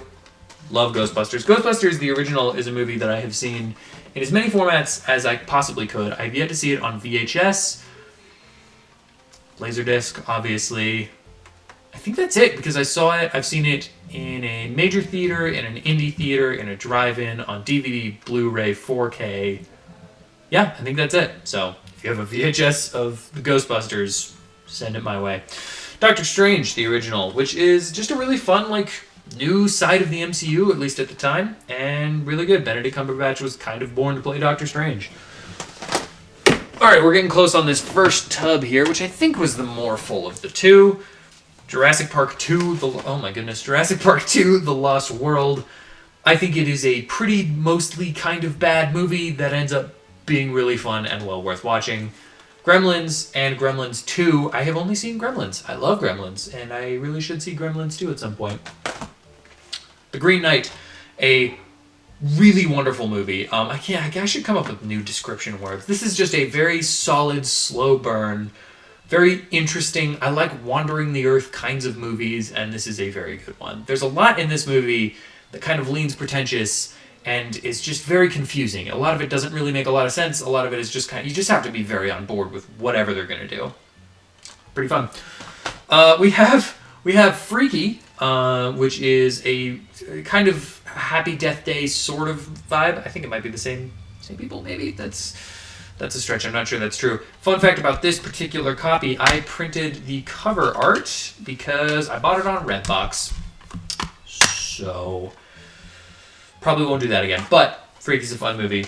Highly recommend it if you haven't seen it. We have Ghost Rider Spirit of Vengeance, the better of the two Ghost Rider movies. I have a soft spot in my heart for Nicolas Cage Ghost Rider because my mom told me I wasn't allowed to watch it when I was a kid, and I just kind of held that in my heart and assumed that it was an evil, bad movie. Eventually I watched them and found out they're honestly pretty ridiculous.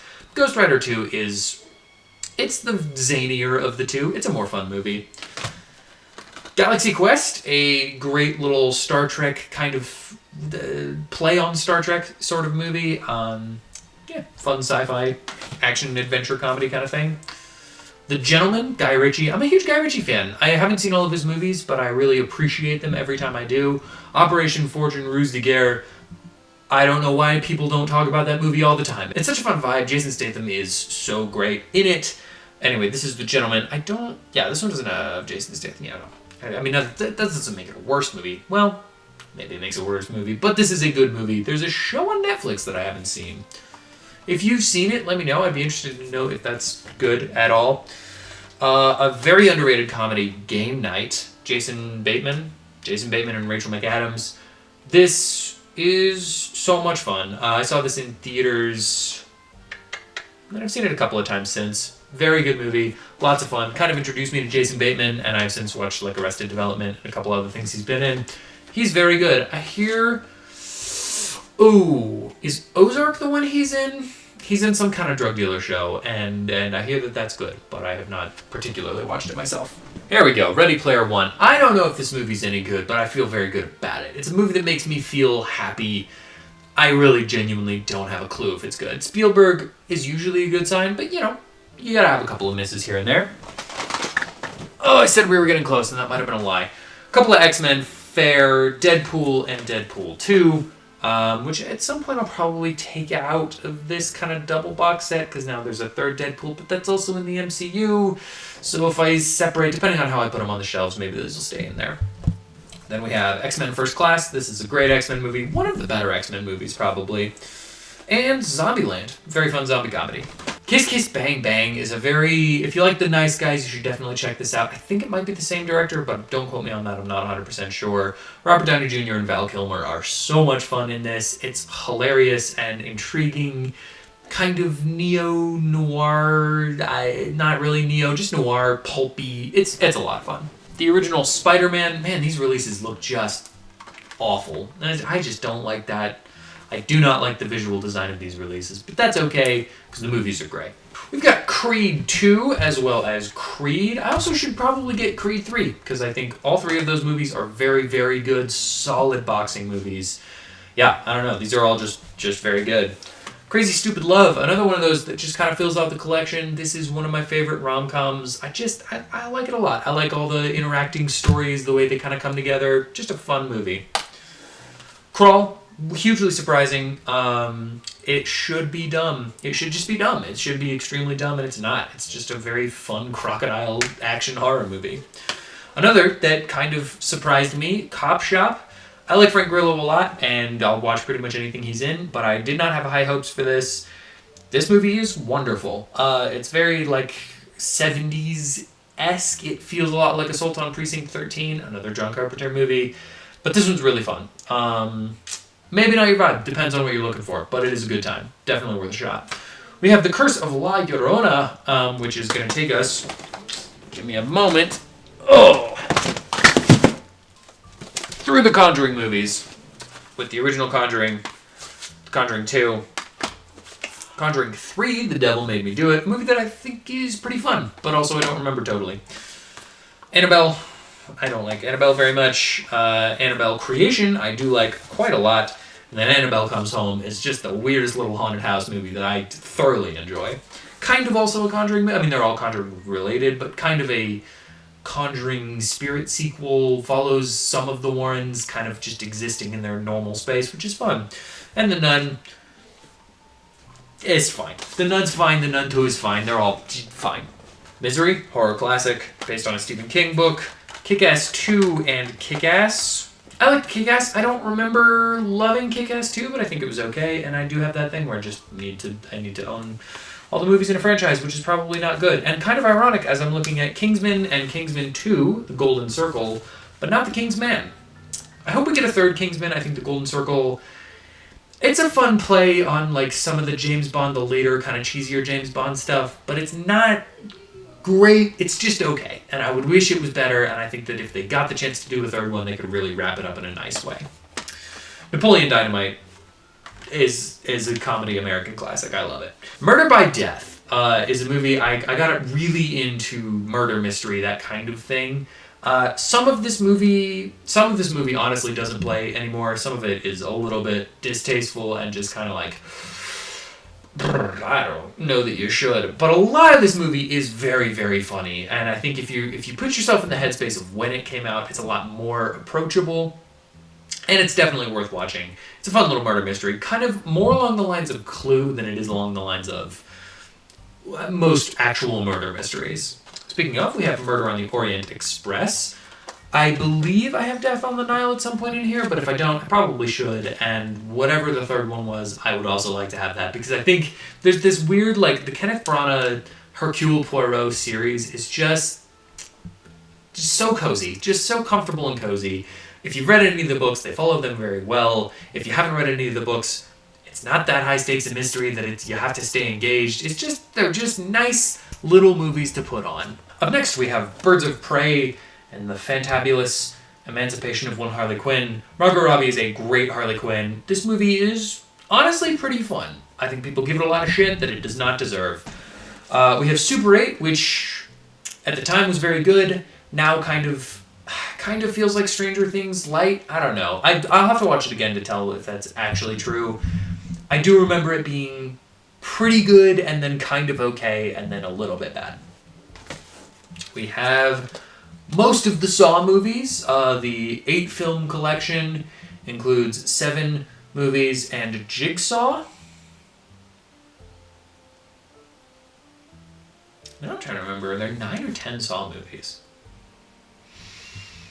We just got Saw X. That has to be 10. Anyway, Saw is a fun franchise. They're not my favorite movies in the world, but they are. The saga that is the Saw franchise is well worth watching. Again, if you can stomach it and if you like that kind of thing. Saw X was really fun. I should get Saw X at some point, but by the time it was coming out, we knew we were going to be leaving the States, so it didn't make a whole lot of sense to buy it at the time, and since then I just haven't bought it. We have, also from Second & Charles, a steelbook of a Blu-ray of a movie called Ultimate Versus, which I remember being crazy. That's the only thing I remember about it. I don't remember what it's about. I don't remember anything about it. But I remember it being crazy, and I remember feeling like I should watch it. So I'm going to put that over here in this list of movies to watch. We've got Black Panther Wakanda Forever on 4K, because it deserves 4K. This is a great movie. It is all the good of Black Panther with none of the horrible CGI of Black Panther, and I love this movie. The only downside of this movie, and obviously this is not a downside to the movie, but it is missing Chadwick Boseman as Black Panther, and that is just a huge bummer. I wish that wasn't true of this, because I wish that horrible, horrible tragedy hadn't happened, and we hadn't lost Chadwick Boseman, because he was a phenomenal Black Panther, and by all accounts, a wonderful person. That being said, what this movie is, based on what we were given, man, I love this movie so much. It's really hard to watch because it's very sad, but it is just up there for me in terms of the MCU. Fun thing, if you follow me on Letterboxd, I have what I call a definitive and correct ranking of the MCU. It's changing all the time, but it's a fun little thing to just kind of keep track of where I'm at on those. Another movie that I bought when I was working at Best Buy, or a series of movies, is the Austin Powers trilogy. They're stupid. They're stupid, but they're fun. A Quiet Place Part 2, and A Quiet Place Part 1, or just A Quiet Place at the time. I mean, there's been a lot of discourse on the A Quiet Place movies, but I think they're very good. A Quiet Place, the first one especially, I think was just a very taut thriller. Part 2 kind of goes a little further into the action territory. I still think it's very good. Day 1, I also very much enjoyed, but I will say, the more of them they put out, the less interesting they tend to be to me. Like, the next one that comes out, I'll be like, yeah, eventually I'll watch that, but I'm not dying to see it. Where the first one, I was dying to see it, and the second one, I was dying to see it. A Star is Born. Watched this with my friend Morgan, who I love very deeply. They are one of the most amazing people I know. And yeah, this was a blast. This is probably the first time that I've ever cried in front of Morgan, so I don't know. There's that. It's just a fun fact. The Art of Self-Defense is hilarious, also deeply, deeply underrated. There's also just a fun thing about this release. There's this reversible, there's another cover, very similar to this cover, on the inside, but then you can reverse it and get this fun kind of, I don't know, man versus man cover that I like a lot more. Another thing that's like, just those extra touches, you gotta appreciate them. French Dispatch, yeah, I remember liking it. I don't remember almost anything about it, but I remember liking it. Not as much as like a Grand Budapest Hotel, or a Fantastic Mr. Fox, or pretty much anything along those lines, but I do remember liking it a lot. Oh, we're getting there, friends. Here we go. City Slickers, a classic from my growing up. Do not know if that's good. I honestly haven't watched this copy of City Slickers. We watched it a lot growing up, so I had to buy it when it was like $5 in the bin. Cinema Paradiso might be the perfect example of my extreme pretension. It is also a movie that has made me cry quite a bit, and a movie I highly recommend. Just be ready for a very, very pretentious film. Christine, also based on a Stephen King book. Also, I think John Carpenter. Yeah, John Carpenter. Memory serves, it's very good. I have a bad memory, turns out. I'm learning that about myself. Christmas Vacation, gonna put that in the list. I love Christmas Vacation so much. I'll watch it. I will watch it every year for sure. Christmas Bloody Christmas is a more recent Christmas horror movie that I think is really good, about a robot Santa going around and killing everybody. Christmas Evil. Christmas Evil is a movie that I think overall is mostly pretty okay. The last 10 minutes of Christmas Evil are phenomenal. Worth a watch. I genuinely forgot that I owned this. I'll put it in the list. Chopping Mall is a horror movie classic. This is one of my few Vestron Video releases. They do a good job. They're kind of like Criterion or Arrow, but they're just a little more niche. So yeah, Chopping Mall is really fun. This is such a funny cover because it is fully not that at all. The movie has nothing to do with any of what is shown on that cover. The movie is essentially a short circuit, but a short circuit killed people. Steelbook copy of Whiplash, just a really beautiful release. That little extra blood on the symbol there is pretty cool. Godzilla vs. Kong, big dumb monster movie. Gotta love a big dumb monster movie. Thor, the original Thor, early on in the MCU, not bad, pretty fun. The original Avengers, Marvel's The Avengers. Oh man, the time I've spent with this movie. Daredevil, season 1. I should probably get seasons 2 and 3 if they ever put those out, or have put those out. Brings us to Ant-Man and the Wasp, Quantumania. Probably my hottest MCU take is that this movie is pretty fun and just about as good as any of the other Ant-Man movies. Most people do not feel is true. Guardians of the Galaxy Volume 3, one of, if not my favorite, MCU movies of all time. James Gunn is a genius. I also just really like this slipcover. I just am very into that shiny, spacey, it's just absolutely beautiful. Also on 4K, because it deserved it, more than it deserves it. I will say, I don't know that I should have bought Ant-Man and the Wasp, or Ant-Man and the Wasp Quantumania on 4K. Doesn't need it necessarily. But, you know, it's a fun movie, and I like it a lot. Guardians of the Galaxy Holiday Special. I don't know how to pronounce it. I think it's AEORERWAY.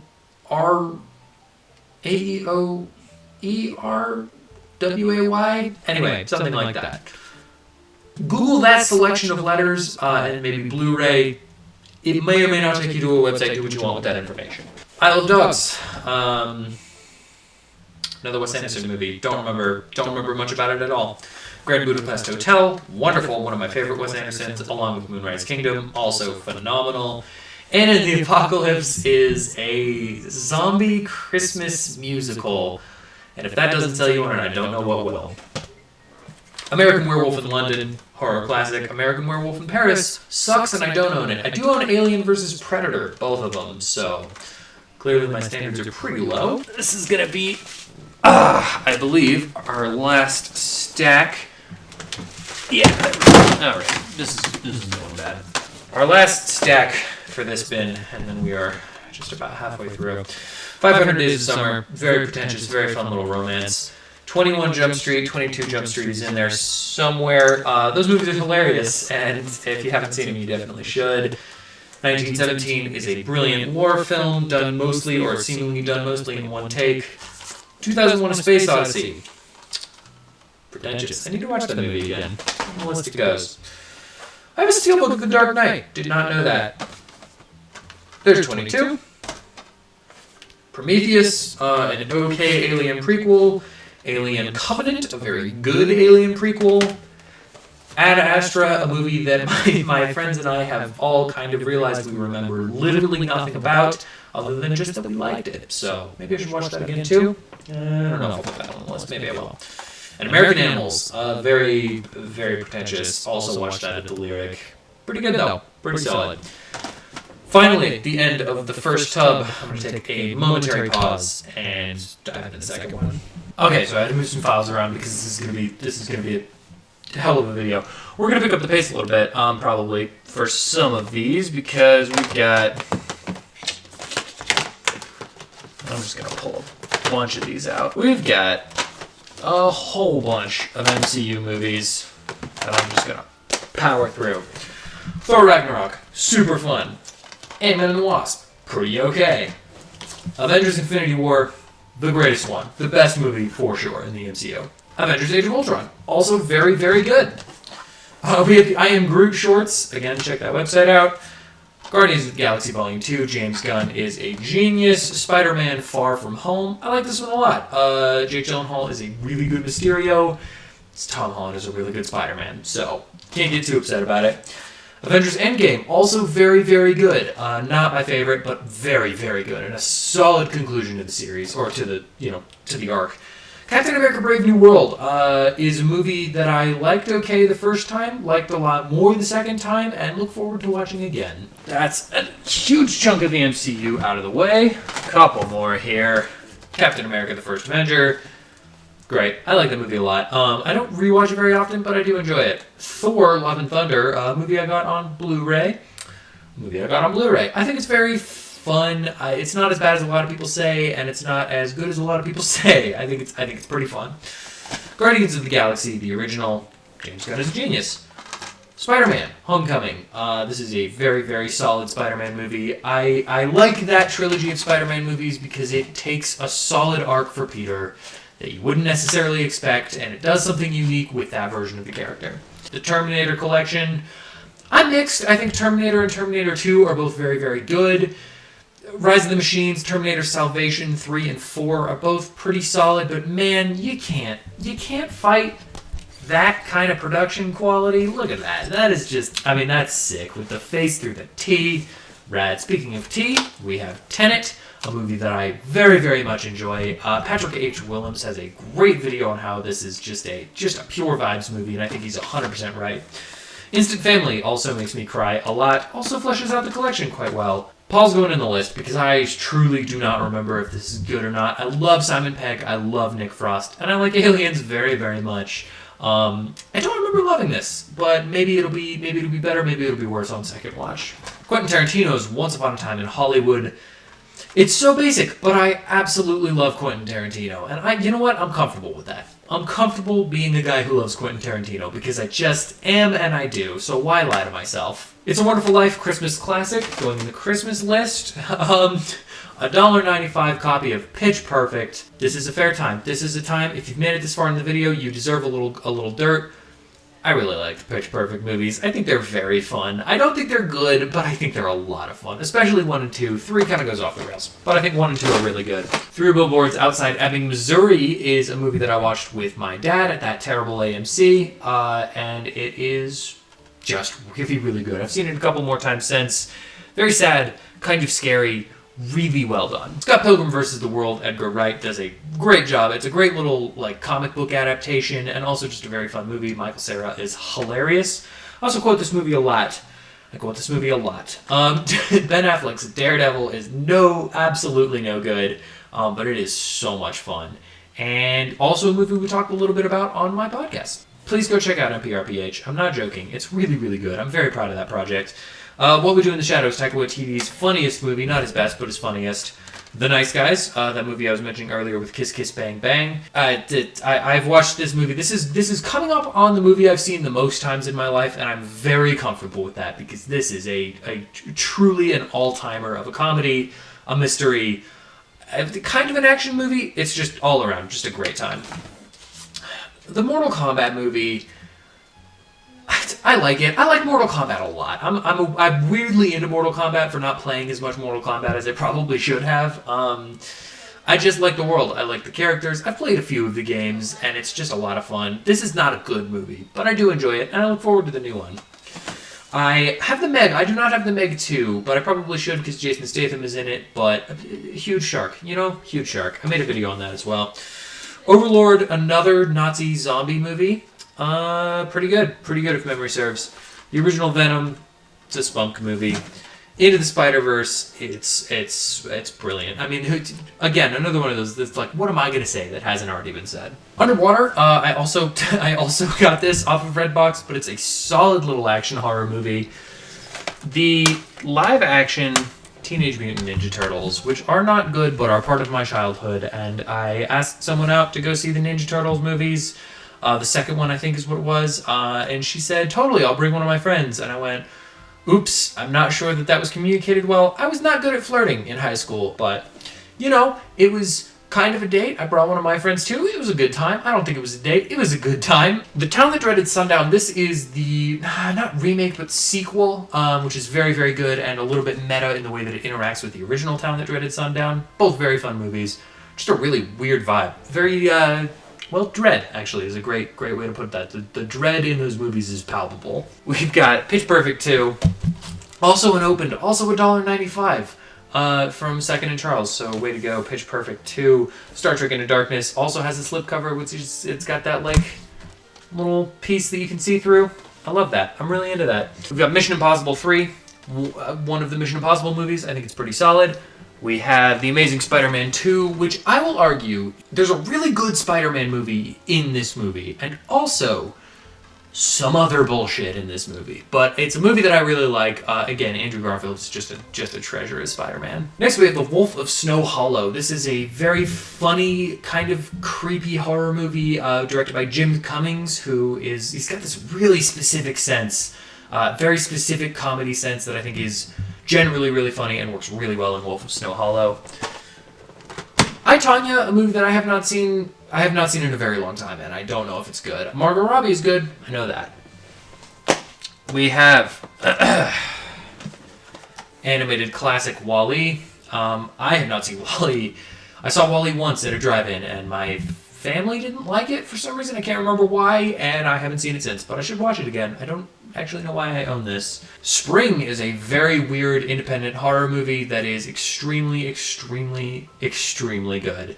It is directed by Justin Benson and Aaron Moorhead, who have done a series of wonderful things. They showran the recent Daredevil Born Again. They also did a lot with Moon Knight, and they've done a couple other just very strange kind of horror dramas. Morbius. Oh, sweet Morbius. This funk is deep in my heart. I love him. Okay, so I solved the space issue on my SD card, so that's exciting. I can keep doing this. I have been recording this for an hour and 40 minutes. I don't know how long this video is going to end up being, but hopefully not an hour and 40 minutes. Where did we leave off? It's a Wonderful Life, a Christmas classic.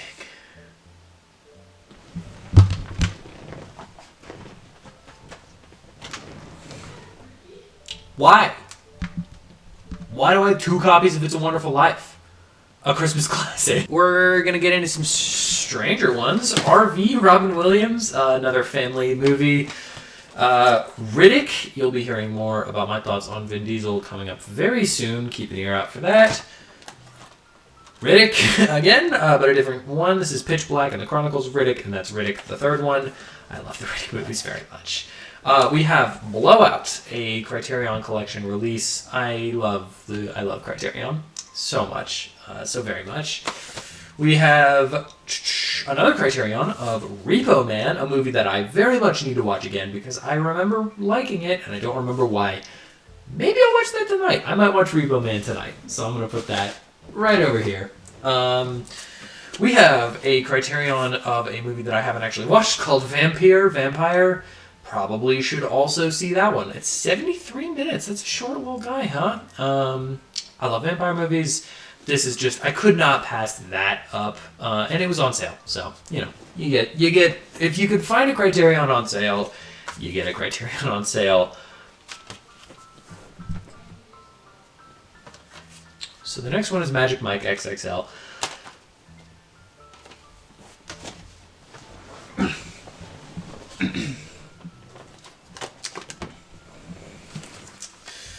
After that, we have In the Name of the King, a Dungeon Siege tale, which is another Jason Statham. This is easily his worst movie, but I bought it because I wanted to watch it with my mom. We have Bad Times at the El Royale, a very Tarantino-esque movie that's a lot of fun. This is the first time that I ever saw Chris Hemsworth and thought, man, he could actually be really good. Then we have a movie that I will die. I will die on the hill of Hellboy. This is one of my favorite movies, and I understand that makes me wrong, and I understand that a lot of people don't feel that way, and I'm okay with that because this movie is wonderful, and David Harbour is wonderful.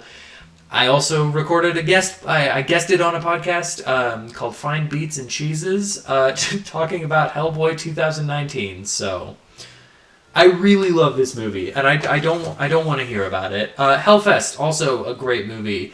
Little Tony Todd action in this one, but yeah, it's a good little slasher. It does that thing that I really like of being set in a world where there's this like big horror extravaganza thing. It's a lot of fun to watch.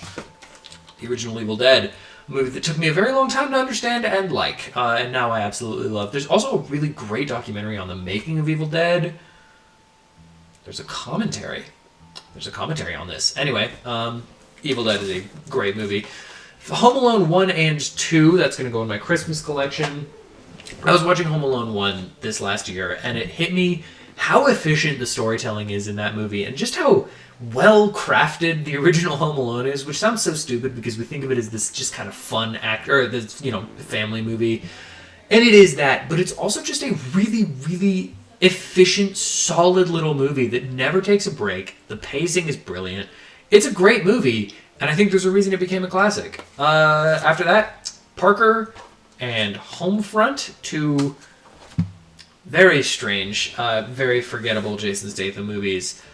Then we have another movie I'll die on the hill of, Hellboy, the Crooked Man. I think this movie is exceptional, especially if you're a Hellboy fan. If you're not a Hellboy fan, I don't know, maybe you'll like it, maybe this will make you a Hellboy fan, but if you've read The Crooked Man, if you enjoy that story, how could you not love this movie? I'm so glad it got a physical media release. I'm glad it got released at all. There was some debate going on there. But I'm especially glad that it got a physical media release because I really wanted to own that movie, and I'm so glad that I'm able to. We have Little Miss Sunshine, just a very classic indie comedy. Another movie that I bought on Redbox, man. Love and Monsters. I remember it being pretty fun. I think that's about all it's gonna get. Jackie Brown, Tarantino. The one I've seen the least and the one I enjoyed maybe the least, but I also remember really liking it. So William Friedkin's The Exorcist.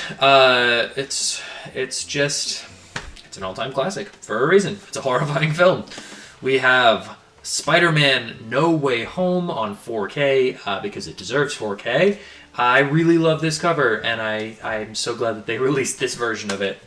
Captain America Civil War. MCU Marvel movie, very fun. Possessor. I gotta be honest, I don't know that I want Possessor. I might genuinely get rid of Possessor. I did not really like it, so I'm just gonna put that in its own list over there. Seeking a Friend for the End of the World is a movie I've only seen once, but it's very quirky. It's an indie comedy drama kind of thing. John Wick Chapters 1 through 3. I think this might be my sister's because I already have the others somewhere in here, so I think this might not be mine. Maybe that's why I have 2 It's a Wonderful Lives. Maybe I don't have 2 It's a Wonderful Lives. Silence of the Lambs, another horror classic. Some of these things you just kind of have to own because they're classics. Sinister, not an example of that, but a very good horror movie. Q the Winged Serpent is a movie that I will show to anyone who will watch it because it's ridiculous and it's insane and I love it so much. It's like maybe the first movie we did for the MPRPH, my podcast, and yeah, it's... I'm trying to remember who directed this. Larry Cohen, who also did It's Alive, Maniac Cop, and I think Basket Case, which should tell you a lot about what this movie is. The Proposal, great little rom-com. The Princess Bride, how could you not own The Princess Bride? Honestly, why do I own The Predator? I don't know, I just do. Like, you own all the other Predators, you should probably own The Predator when it is released, whatever. Popcorn is also just a very strange, niche little horror movie. It's about this group of students trying to put on like a horror movie festival in a rundown, abandoned theater. It's very good. There's also like a slasher giallo kind of thing going on. It's a great time. Taxi Driver, a movie I have seen exactly once. It was this copy, and I liked it. I liked it a lot. Don't remember much about it. Up next, Arthur Christmas, my sister Jamie's favorite, well, probably her favorite Christmas movie. Very cute little movie that I enjoyed very much. Going in the list. Little Women. I don't know. Really good. Really good. Another one that I got to kind of flesh out the collection. The Night Before is a hilarious Christmas movie that my sister and I watch every Christmas Eve night when everybody else goes to bed. And we want to just stay up. We watch Krampus and we watch The Night Before, and then we're dead tired on Christmas, and it's always a mistake, and we do it every year, and I'll never stop. Nightcrawler, Jake Gyllenhaal's maybe best performance. Very creepy, kind of gross, but really well made. Nobody, which is getting a sequel this year. I haven't watched the trailer, but I remember really liking this movie, and I've seen it a couple of times. That bus fight sticks with you. One Cut of the Dead is a strange... I can't say a lot about it. If you haven't seen it, I definitely think you should, but it's a zombie movie. It's a zombie movie. That's what we're going to go with. Baby Driver, Edgar Wright. That was, I think, the first Edgar Wright movie that I saw, certainly the first one I saw in theaters, and it blew my mind straight to pieces. Also, Edgar Wright, The World's End, Hot Fuzz, and Shaun of the Dead is around here somewhere, so we'll find it. I was talking earlier about some of the Insidious movies, so we've got Insidious The Last Key, and Chapter 3. I have not seen The Red Door yet. I'd like to see The Red Door, but I have not seen The Red Door, mostly because I hear pretty bad things about it. It Follows, there's exactly one scene in this movie that I will never forget. I remember a lot of the rest of the parts of the movie. It's a very good movie, and I think also getting a sequel, I'm not entirely sure. But there's one scene with a really tall guy that scared the shit out of me. Pet Sematary, I don't remember if this is good. I don't remember. I think a lot of people don't think so. I read the book. I remember thinking it was okay. I don't know. I'll have to watch it again. What are you? Jumanji: The Next Level, same as the original Jumanji, which it has been about 15 years since I talked about the first Jumanji, At least it feels that way. So I don't know if this is any good because of Dwayne The Rock Johnson. I don't know. Jack Black's fun, and other people are also fun. Parasite is Bong Joon-ho's best movie and also maybe the world's best movie. What are you? Get Out. Love Get Out. Jordan Peele. You also have Us, and I don't know Nope. I need to buy Nope. I should put that on a different... I have too many lists. Get Out and Us, I think, are both exceptional. I also saw Us with Morgan, so that's fun. Poltergeist, another horror classic. Is that also Steven Spielberg? I don't actually remember. I don't remember. Something tells me he's either connected to it or directed it. You guys should see this pile of movies that I'm creating over here. San Andreas. The Rock is in it. The Rock is in it, and it's San Andreas. The Ring, horror classic. That was also one of the ones that I watched in that very, very sick time, so that's pretty fun. Kill Bill 2. True Romance, written by Quentin Tarantino. Kill Bill 1. Never Hike Alone and Never Hike in the Snow. They're Womp Stomp Friday the 13th fan films that are very, very good. Especially for fan films, but also just generally speaking, very good. Oh, okay. I talked about my pretentious phase, and this is the movie that kicked off my pretentious phase, Thoroughbreds, starring Anya Taylor-Joy. This is the first time I saw her in anything, and it is an exceptionally well-done film. Highly recommend if you haven't seen it. Superbad, hilarious comedy. Magic Mike, don't worry about it. Mad Max Fury Road, also in the top 10 greatest action movies of all time. Sicario 2, I believe? I genuinely remember nothing about this movie. Captain Marvel, pretty fun Marvel movie, not the best. Iron Man, great movie, the one that kind of set off the whole shebang. The Flash TV show, I met John Wesley Shipp at a Comic-Con one time, and he was very kind. He told me he liked my comic, which was extremely nice because I know that he had not read it. Yeah, he also answered a question of mine, so that was pretty cool. And the show is cheesy and fun. R.A. Aster's Hereditary, which scares me so much. Halloween Kills. This is also such a cool slipcover because it's got this, obviously you can't feel it, you're on a screen. But it's got this raised, I'm on a screen. Ooh, that's trippy. It's got this raised sort of textured effect that's really cool. The original Hellboy, and probably Hellboy 2, The Golden Army. That's right, both great movies. I like Hellboy very much. They're not good adaptations of Hellboy or a comic, but they are very fun movies. And Reminiscence, a movie that I also have absolutely no idea if it's any good. That was also one that I watched with my A-list subscription for those couple of months that I had it. And I like Hugh Jackman, and I like the idea of this noir set in a very flooded city. A lot of that is very fun. I genuinely don't know if it's good. Next we have Scooby-Doo, written by James Gunn, directed by someone else. I love Scooby-Doo, and I grew up on these live-action movies. We have Sherlock Holmes and Sherlock Holmes, A Game of Shadows. Robert Downey Jr. is very fun in these movies, and I think they're just pretty well shot overall. Seven Psychopaths is a movie... Oh, man, another one that I just straight do not remember. I believe it's directed by the same guy who made In Bruges, which is a really solid movie, and I think this one was good too. I just don't remember it very well. Seven, masterpiece, classic. This is Grindhouse, the double feature, the Robert Rodriguez and Quentin Tarantino double feature. This also has the little fold-out thing that you know I love. This is a great time. Really fun double feature. Weekend at Bernie's, kind of underwhelming, I'm not going to lie. I found it for $5 in a Walmart bin, and I'm glad that people like it, but I thought it was A-okay at best. As we gear up to wrap up this video, we have Werewolf by Night. You know where to go. Ant-Man, love this movie. I like that it's in a little black case. I think that's classy, even though it's not a 4K. But yeah, Ant-Man is a great movie. It's very, very fun. Brightburn it's a horror movie, kind of like a dark take on Superman, which is becoming a little bit more cliche, but at the time, it was very original, and I remember really liking it, and I think it's probably pretty good. Produced by James Gunn, so that's always fun. Carrie, I watched Carrie and the remake of Carrie back to back, which was not a good call, but this movie, I remember really liking it. I haven't seen it in a while. Final Destination 5, I believe I've got the other ones in here and they're coming up. I've talked more than enough about Final Destination on this channel, so you can go check out those videos right now. Studio 666. It's a Foo Fighters horror movie, and that is enough for me, so if you haven't seen it, definitely check it out. This is the original Strangers, which is much scarier than The Strangers Prey at Night. We have Insidious 2 and Insidious in Bruges. That's what I was talking about earlier. Colin Farrell. This was my first introduction to Colin Farrell. And it's a very, very dark comedy. I found out just recently that this is the first movie that this director has ever made. I wonder if I can find his name. Martin McDonagh. Martin McDonagh, who also, I believe, did 3 Billboards Outside Ebbing, Missouri. I might be wrong about that, but I'm fairly sure.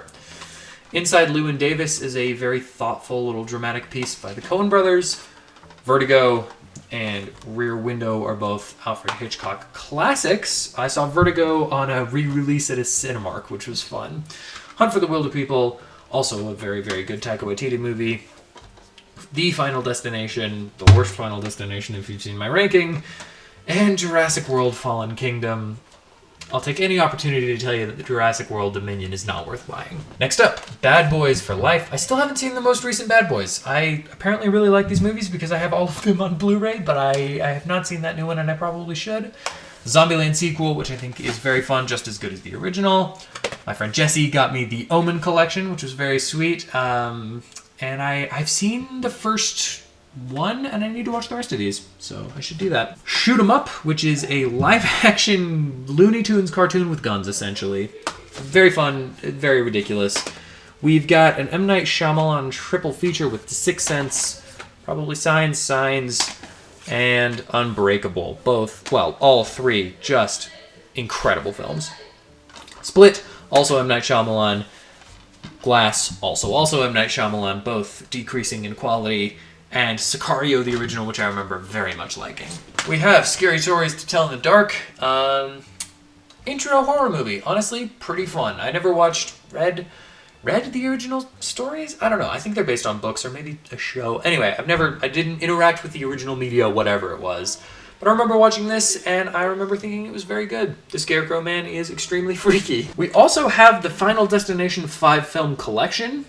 Don't know why I have some of them in the collection and some of them outside of that, but love Final Destination.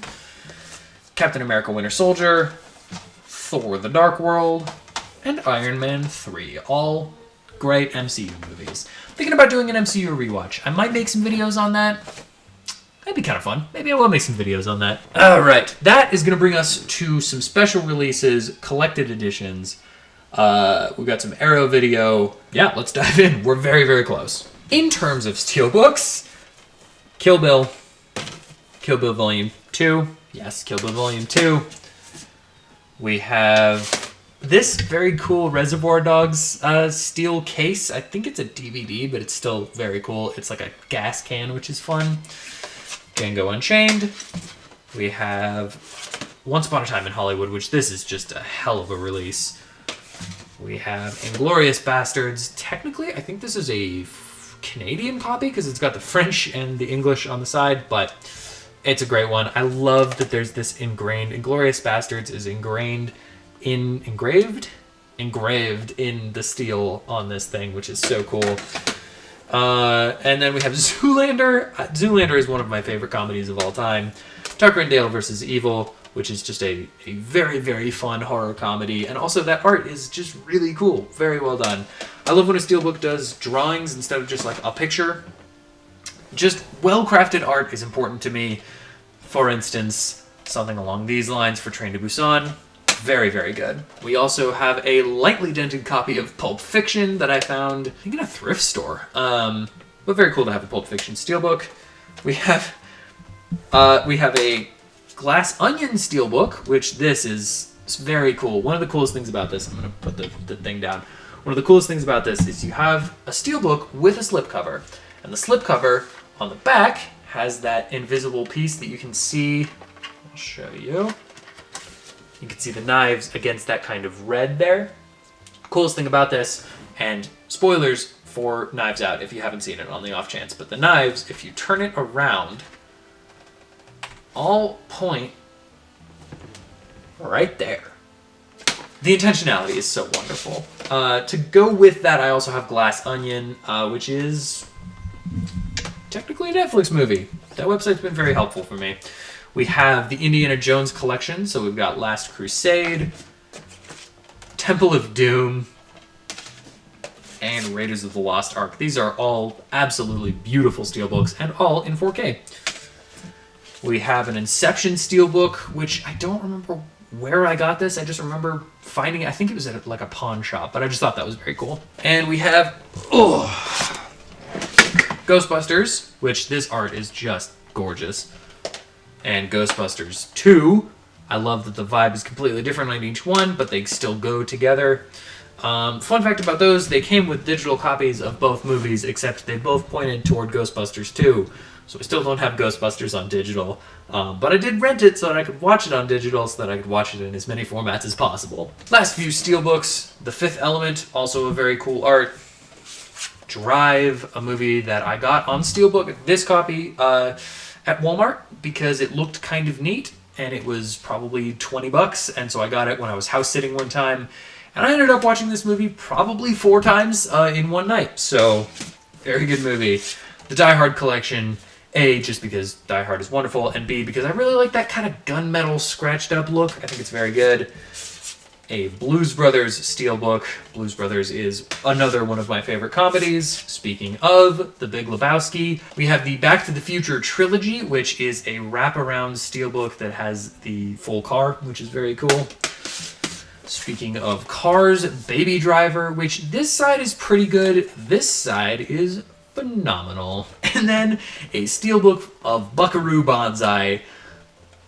I don't remember why I got this, but I'm so glad that I have it because it's the weirdest movie in the world and I love it very much. That's going to take us to some collected sets, such as Chucky. Whoa, my goodness, that has a little lenticular thing going. I had a real strong Chucky phase at one point. I like the movies a lot. They're not my favorite things now, but I remember really liking them. I have not watched this particular copy of it, but we watched Citizen Kane in film class when I took that.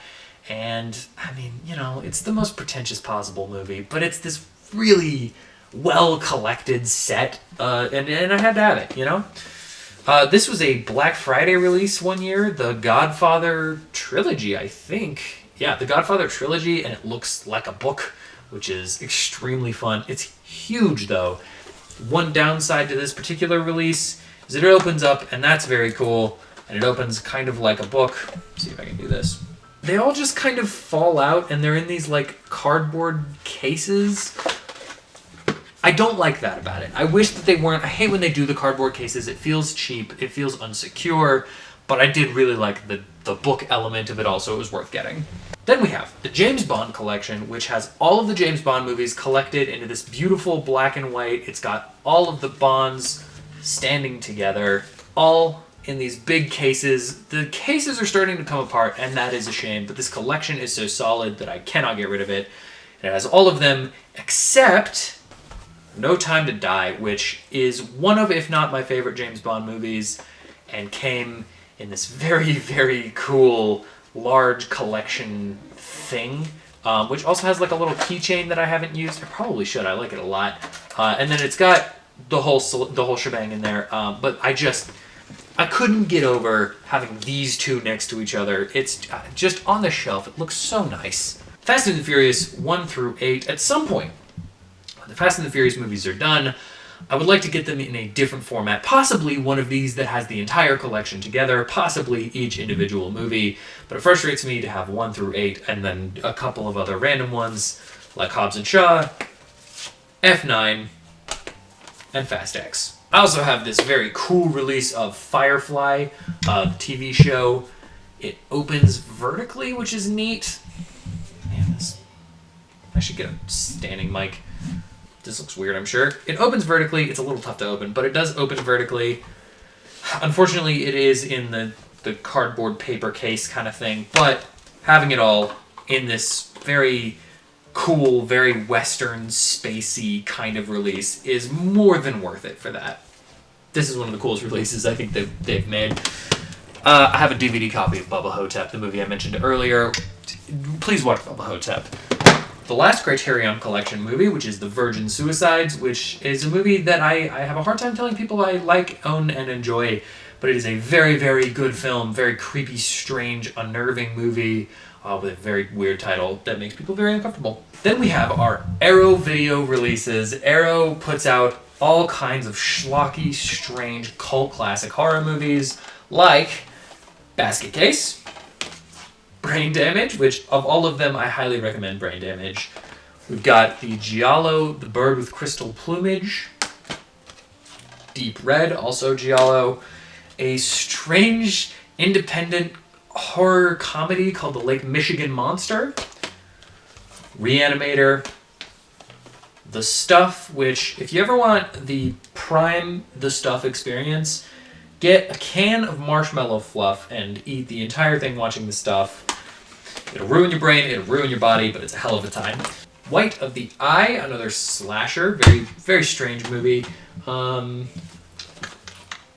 What do we got? Why Don't You Just Die is way more recent than most of the Arrow video collections, and it's gross and weird and a little Tarantino-y and really, really fun. And what is this? Zombie 3 Zombie Flesh Eaters. That'll be our last movie of the video, which is hilarious. This is a movie, Italian zombie movie where a zombie fights an actual, God's honest, real life shark. Whew! Okay, and with that, that is all of my Blu-ray collection. Thank you so much for sticking with me in this. That is a very long video that I'm not sure I look forward to editing, but I really appreciate your time. I appreciate you hanging out with me. I hope you had something good to drink, something fun to eat. I'd love to know what your favorite physical media release is. What is the movie that you are most proud to own, or show, or comic, or any kind of physical media? What is the thing that you are most proud to own? What is missing from my collection? Let me know in the comments below. Thank you so much for watching this video and checking out my channel. If you'd like to hear more of my thoughts on movies, comics, TV shows, anything of the like, hit the like button, the subscribe, and comment down below what you'd like me to review next, or do none of those things because I am not your dad.